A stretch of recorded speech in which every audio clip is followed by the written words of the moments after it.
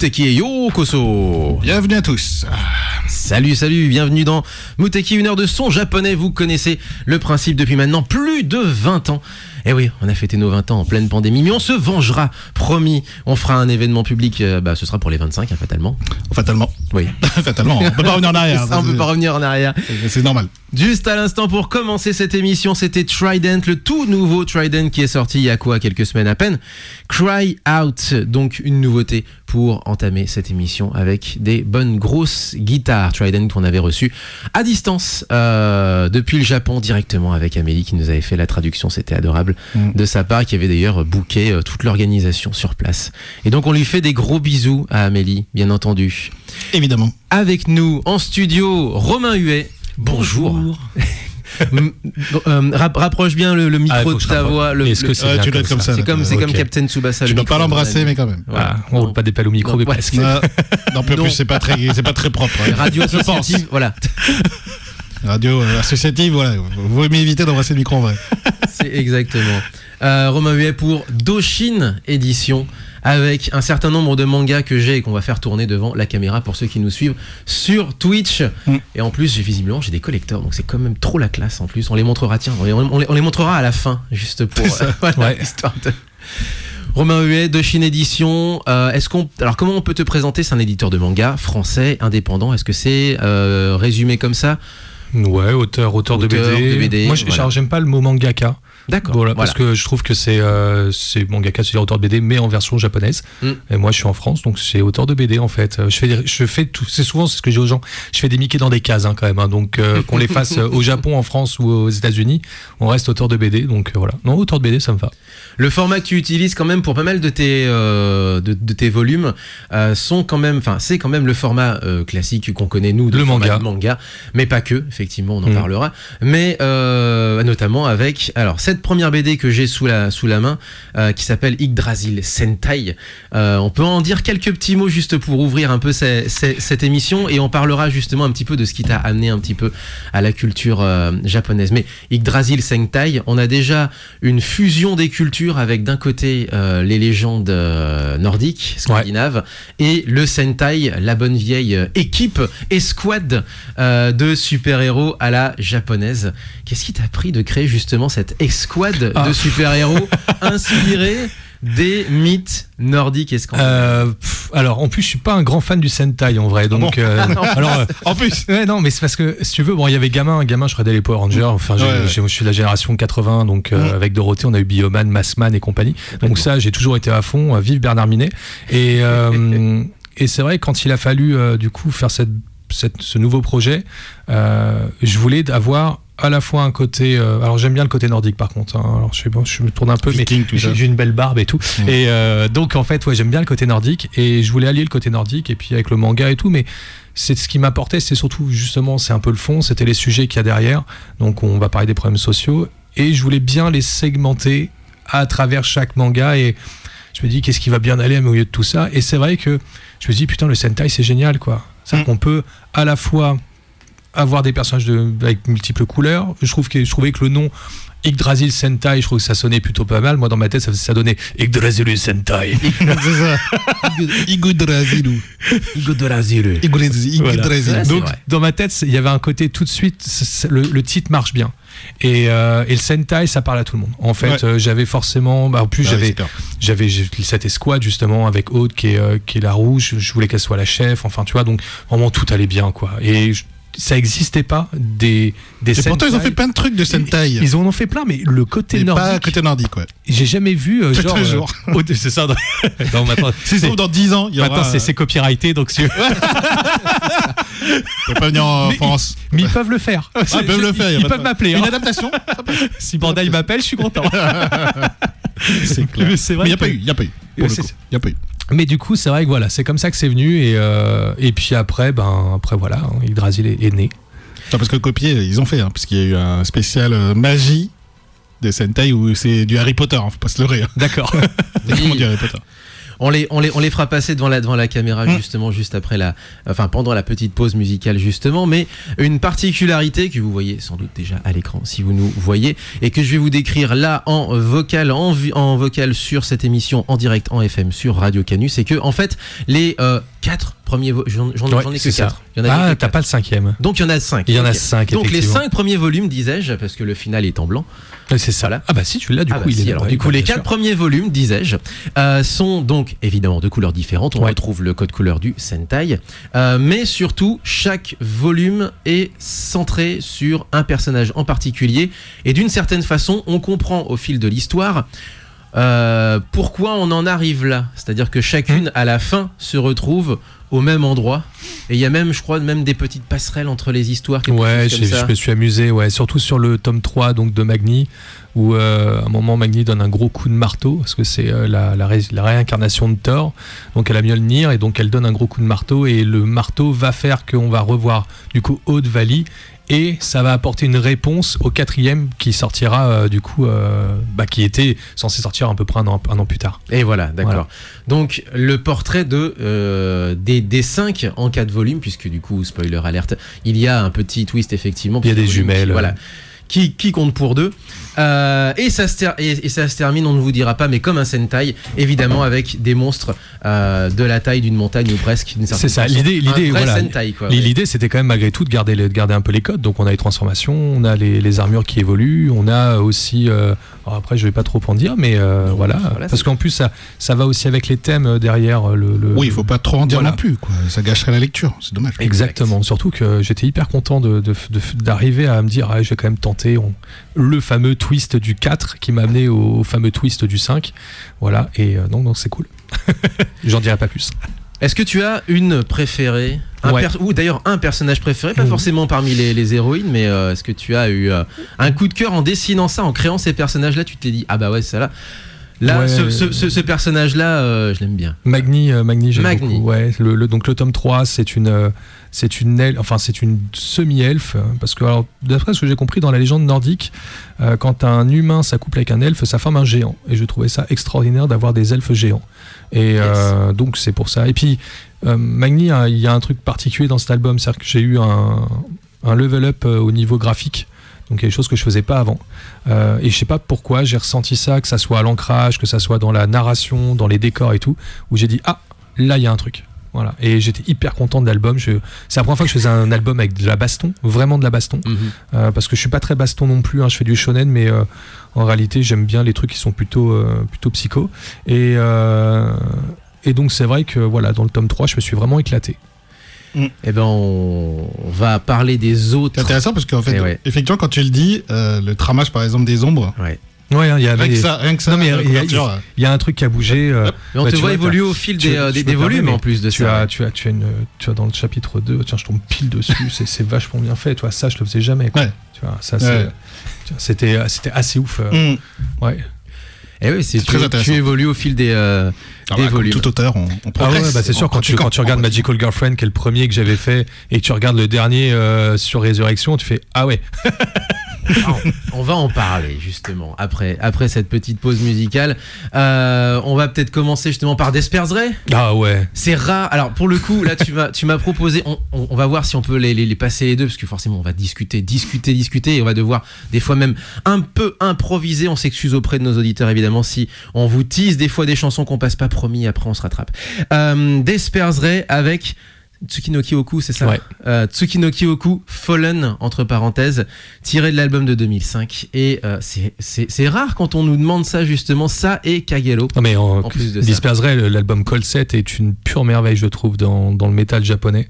Et celui qu'ils ont fait après, qui était Mirrors, était vraiment bien. Je trouve que j'ai eu, en fait, en vrai, je fais un petit aparté, il y avait Mirrors et Tsuki que je voulais te proposer. Parce que Mirrors, à un moment, il y a un moment où ils font juste au synthé, ça qu'on passe sur de la grosse basse, l'électrique et tout. Ouais. Il y a un moment, il y a juste le synthé et là, le mec, il fait le petit refrain.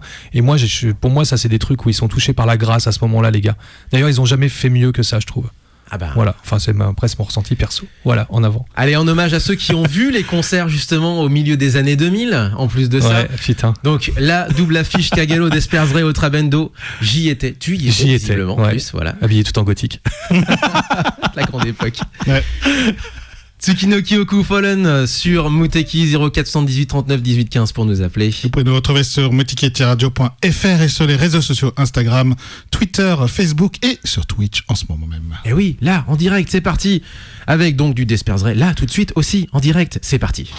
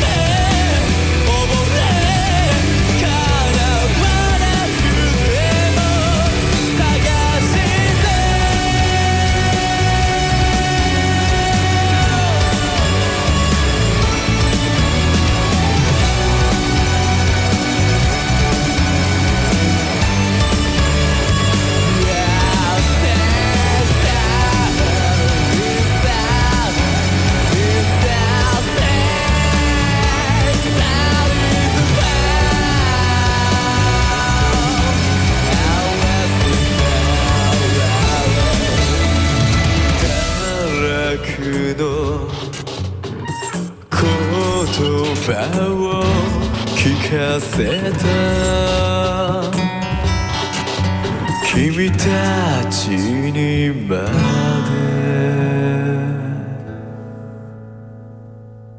でボンジュールバンプスです、ハイドです、カズです。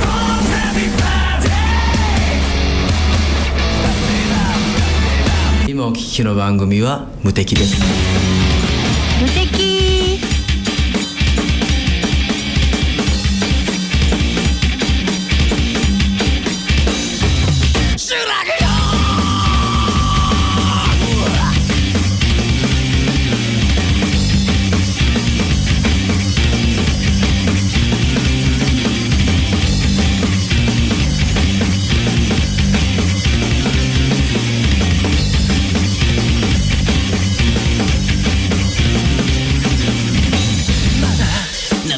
止まらないまだ震えが止まらない今見てて目が怖くてララララ黒い雨に打たれながら絶望する人の夢を見てその夢はきっと自分を映し出していた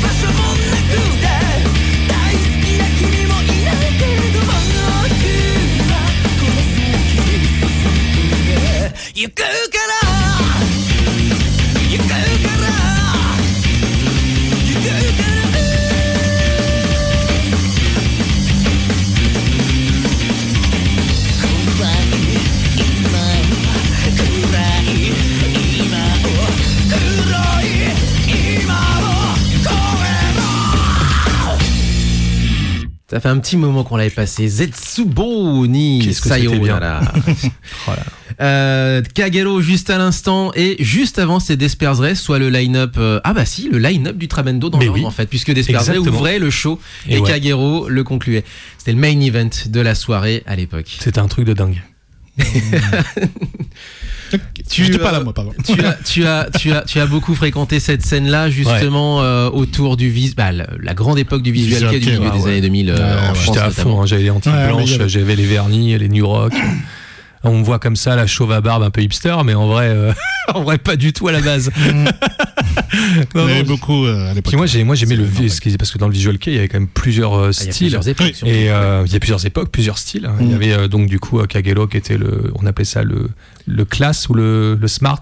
Smart, je sais plus. Il y avait le côté costard cravate. Voilà. Après, t'avais du coup Disperse Ray qui était plutôt du gothique. Ouais. Où là, on était vraiment sur un côté avec le noir et puis un peu déchiré et tout. Et puis il y avait Manara ou comment c'était? Il y avait Mana.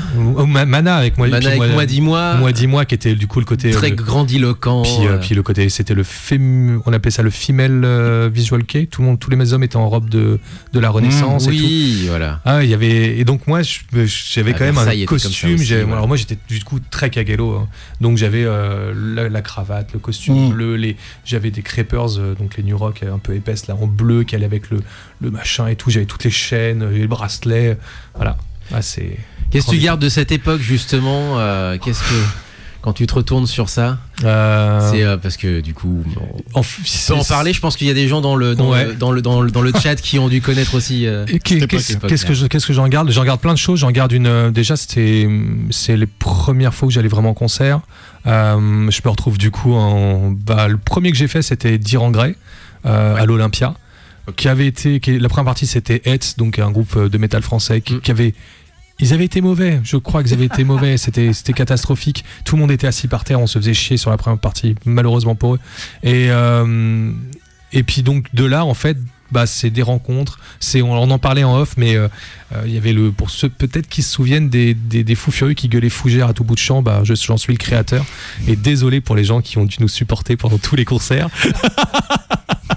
Mais voilà, donc il y avait les fougères, il y avait MySpace à l'époque, il y avait MySpace, on se regroupait sur MySpace, c'était la grande époque des MSN, enfin bon, moi je suis très très nostalgique de ça parce qu'on avait ce côté complètement insouciant, chose qu'on n'a plus à l'heure actuelle. On avait des téléphones portables, mais on était limité dans les caractères et tout, enfin.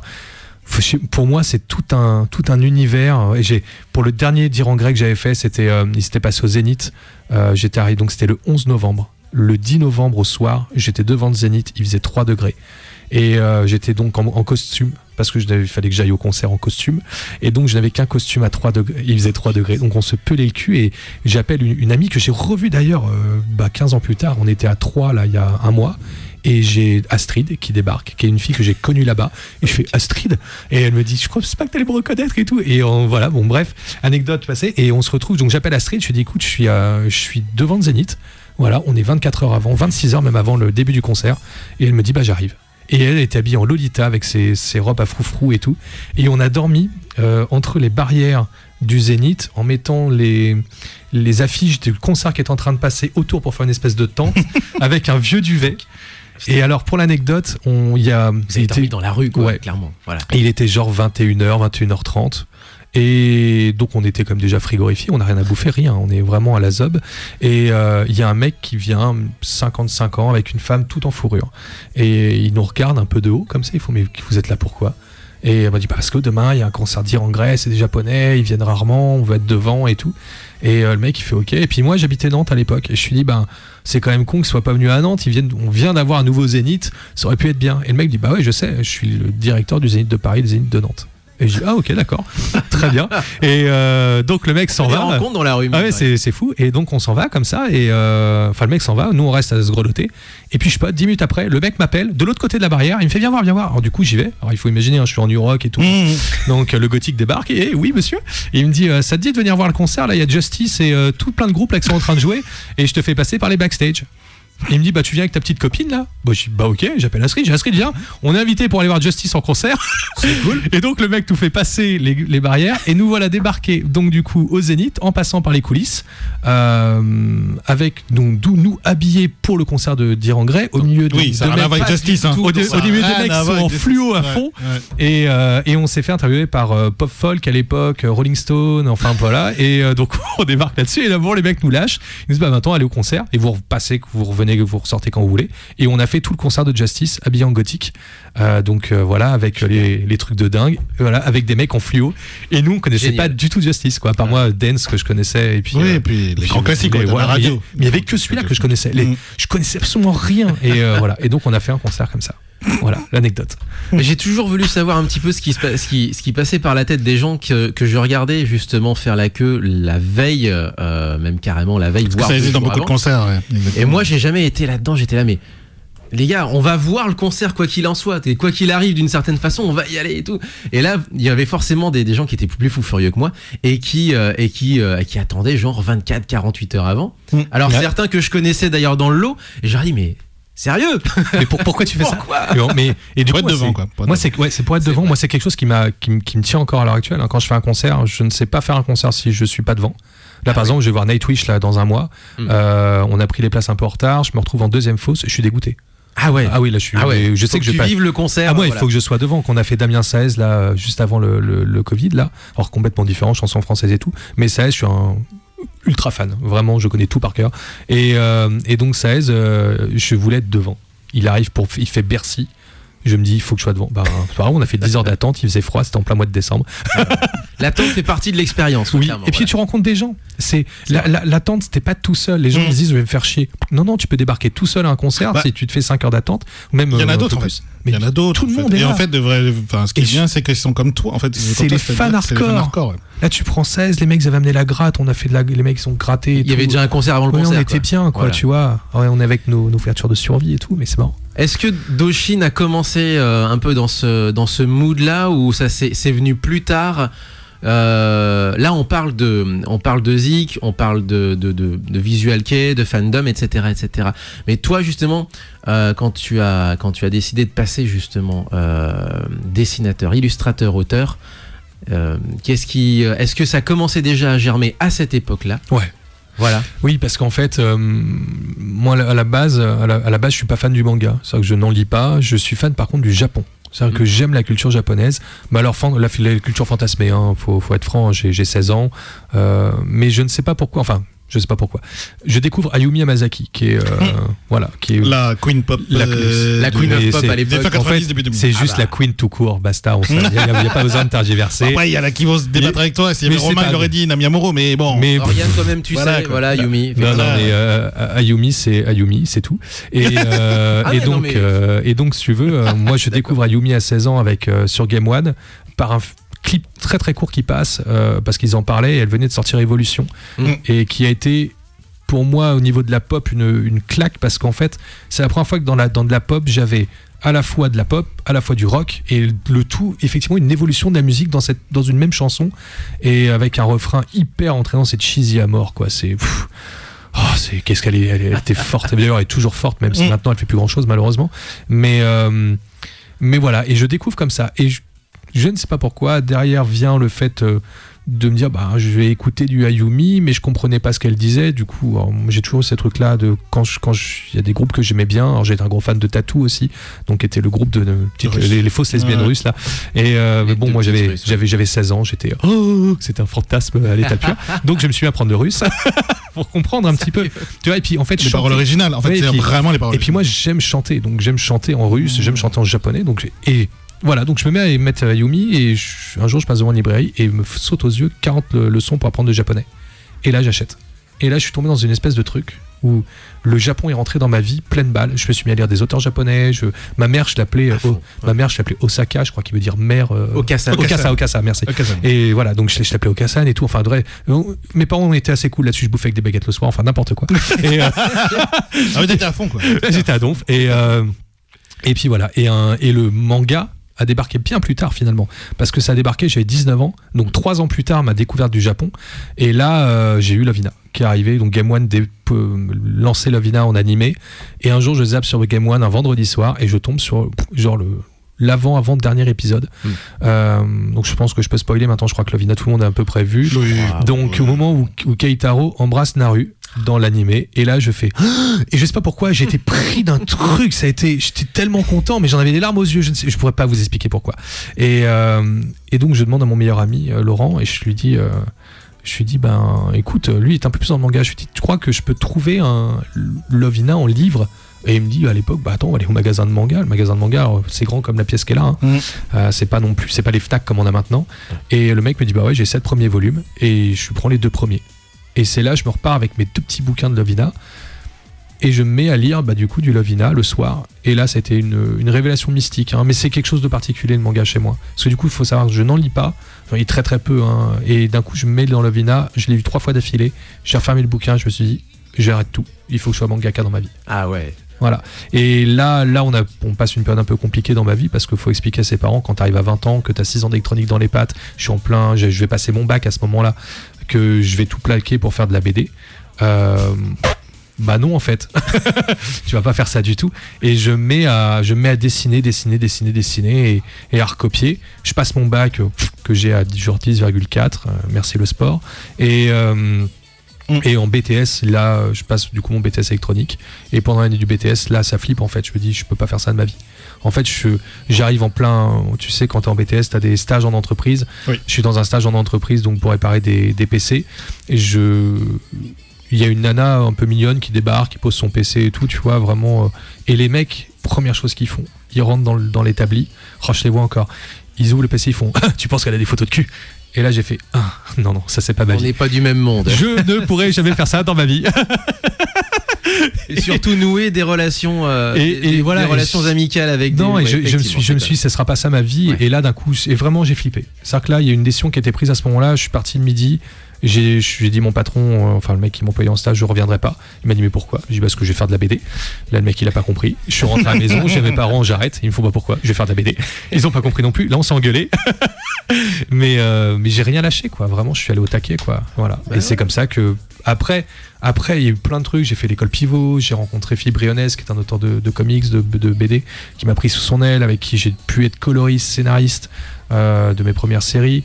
Et là vraiment apprendre le métier quoi. Voilà, et qui m'a foutu le nez dedans en fait. Ouais. Après c'est toujours pareil, les métiers en France en tout cas, autour de la culture, enfin pas de la culture au sens je dirais classique, je dirais la culture dessin, tout ce qui est autour de l'art plutôt que la culture, l'art.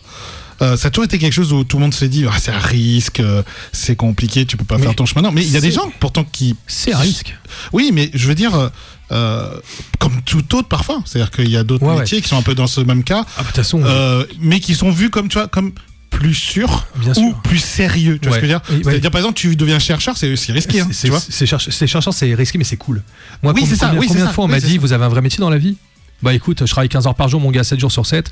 C'est un vrai métier. Alors effectivement, je gagne pas des milliers et des cents, surtout au départ. Au début, ouais. Au départ, moi, alors quand j'étais dans la BD avec Philippe, ça allait parce que du coup, je travaillais sur ses contrats. Tu avais un flux de. Un peu de revenus. C'était quand même un mec qui me lançait sur tous les projets sur lesquels il était en France. Dès que j'avais une BD, hop, le coloriste. Donc t'avais un peu de revenus. Donc j'étais son coloriste attitré. Donc j'ai fait quand même. Cool. Ça m'a permis de vivre pas mal. Et puis. Et c'est vrai que quand j'ai voulu me lancer tout seul, et là parce que mon éditeur à l'époque, je lui demande un nouveau contrat, il me dit je suis pas à la NPE, t'as qu'à aller sur Facebook, et j'ai dit putain fais chier quoi, c'est chaud, et ça m'a pris un coup de colère, et je me suis dit je vais enlever l'éditeur de ma vie, et je remercie, et je le dis souvent, c'est David Chauvel qui est un grand éditeur, parce que j'ai énormément, et même dans mon édition maintenant, je me sers de ce que j'ai, de la façon dont David me parlait à l'époque pour en parler aux auteurs avec qui je suis, et donc je remercie David Chauvel de m'avoir dit ça, parce que grâce à lui j'en suis là en fait. Sinon je crois que j'aurais persévéré inlassablement à être dans la bande dessinée et à galérer à faire des contrats, à faire des pages tests, etc. Tu vois, enfin voilà. Eh ben on parlera un petit peu plus de Lovina, aussi de Magical Girlfriend, qui est lié du coup. Qui est lié forcément. Ça commence un petit peu avec un vrai clin d'œil justement. C'est plus qu'un clin d'œil, c'est un plagiat. Moi, je reste poli moi. Je suis un invité, mince. Non, il faut le dire. Tu le dis, d'accord. Les deux premiers chapitres sont un plagiat complètement assumé de Lovina. À la casse près. Voilà, tu l'assumes. Pas de souci. On continue notre discussion après cette deuxième petite pause musicale. Évolution justement de Ayumi Hamasaki, qu'on enchaîne avec. Allez, on va enchaîner avec quoi, mon Léo? Peut-être un petit.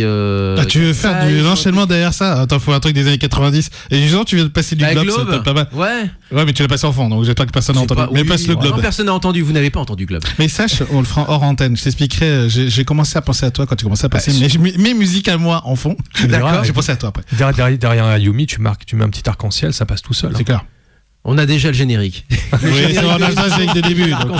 En fait, on met plus d'arc-en-ciel dans l'émission principale depuis qu'on a toujours un générique de début. C'est bête, oui. On passe moins de l'arc-en-ciel finalement que n'importe qui d'autre, dans le sens où notre générique c'est toutes les semaines de l'arc-en-ciel. L'arc-en-ciel. Voilà.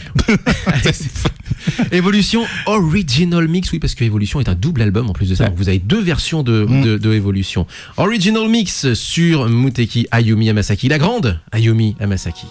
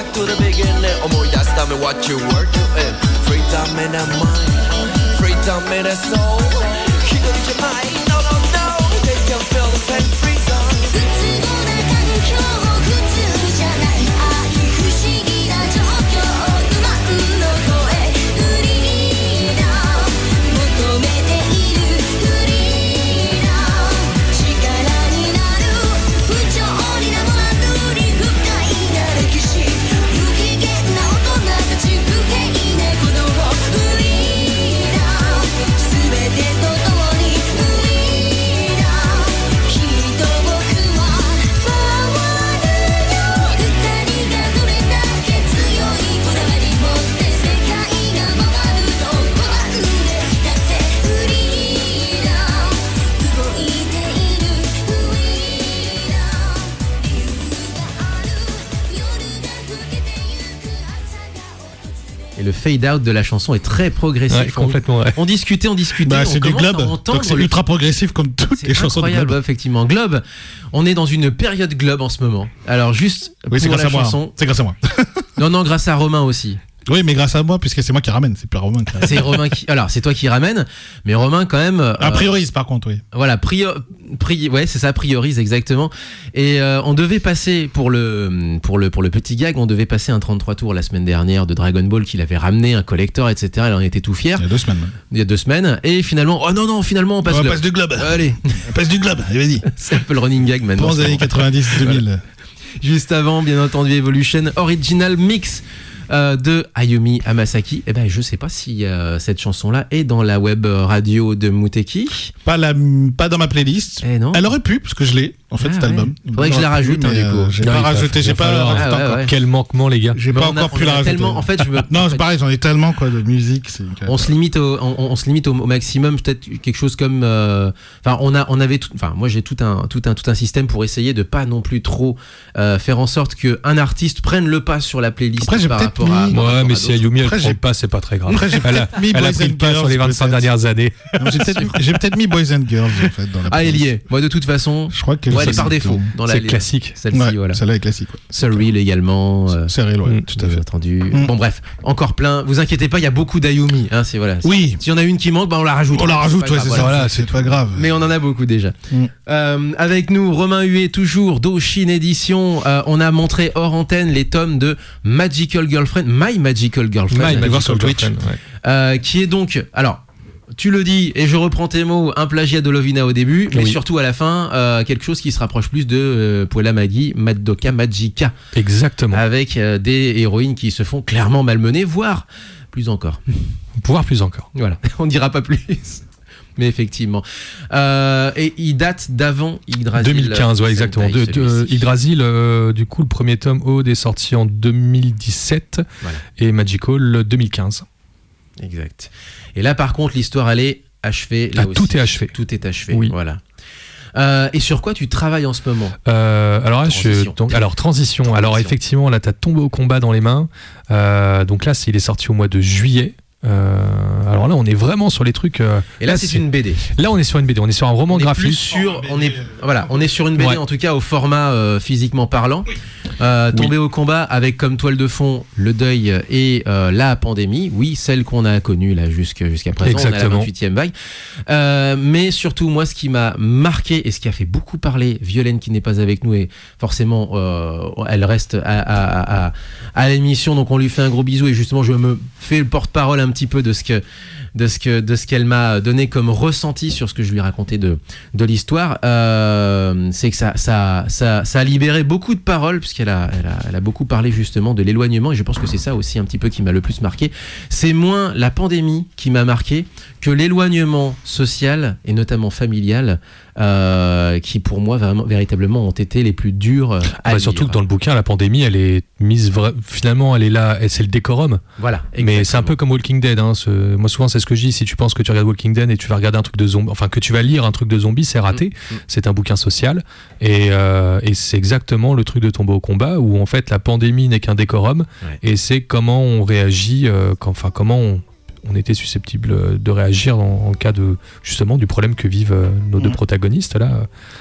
qui sont merde, j'ai oublié le Ils prénom. sont livrés à eux-mêmes. Ouais, Aussi, j'ai surtout, en fait. oublié le prénom de mes personnages, c'est Clément et Valérie. Voilà. Et donc Clément et Valérie, effectivement, si je peux, du coup, je vais raconter un peu le début de l'histoire.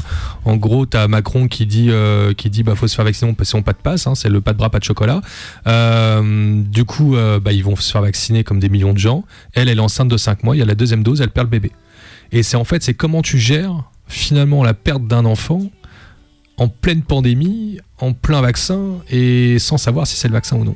Et au moment où en plus de ça, tout le monde s'éloigne. Tout le monde s'éloigne, personne ne se parle. On est dans une espèce de truc un peu ce que moi j'ai appelé un peu le faux confinement, c'est-à-dire que tout le monde reste un peu chez soi dans la peur de quelque chose, mais en même temps on parle des vacances et il faut se faire vacciner, machin. Enfin, il y avait vraiment c'est un truc de ouf cette époque-là.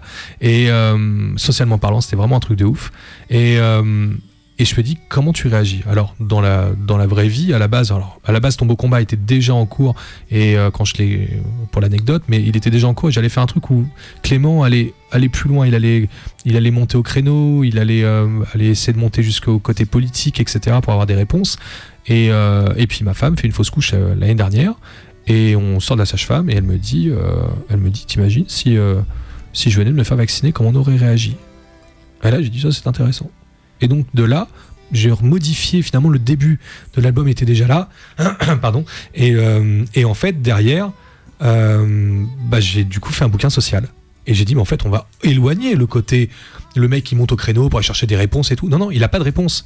Il est comment moi je réagis ? Moi je suis chez moi, ma femme vient de perdre son bébé, elle rentre en dépression, qu'est-ce que je fais ? Et où est-ce que je vais chercher les réponses si les médecins me les donnent pas, etc.